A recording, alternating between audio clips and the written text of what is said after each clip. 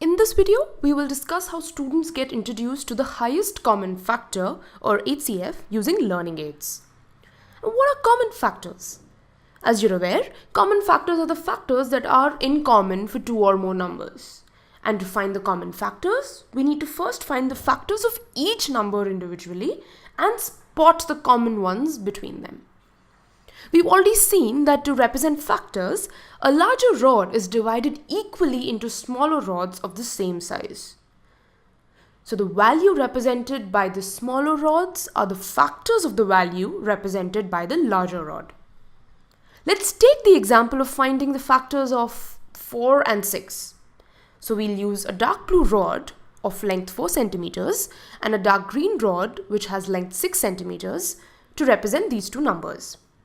Now the dark blue rod can be completely divided into 4 white rods and 2 red rods, but not in any number of light green rods. So 1 and 2 are factors of 4, but 3 is not a factor of 4.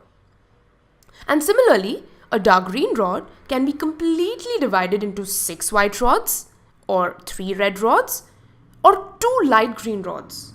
So 1, 2 and 3 are the factors of 6. Now, what can we tell from this exercise? Are there any common factors? Well, of course, 1 and 2 are the factors of both 4 and 6, so they are the common factors. And this is how students learn about common factors using learning aids.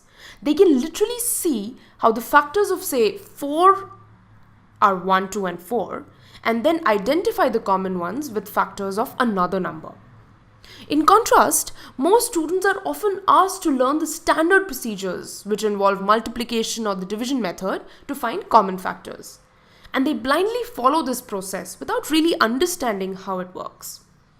A question that might come up is, just like we found the lowest common multiple, can we find the lowest common factor? Now for this specific example, your student can see that 1, represented by the white rod, is the common factor for both the numbers. Now you may ask your student to determine if 1 is a factor of any other number. So ask him to pick any rods from the math box and see if it can be broken down into white rods. And this will help them verify for themselves that 1 is a factor of all the numbers.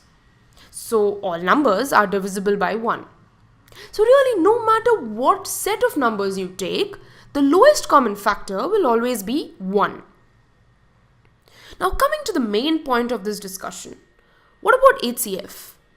Every number has a specific and finite set of factors, so we take the highest common factor. In this example, the highest common factor is 2, because there is no other rod longer than the red rod that makes up both 4 and 6. Now you can extend your students' learning by asking them if the HCF of any two numbers can be bigger than the numbers themselves. Why or why not?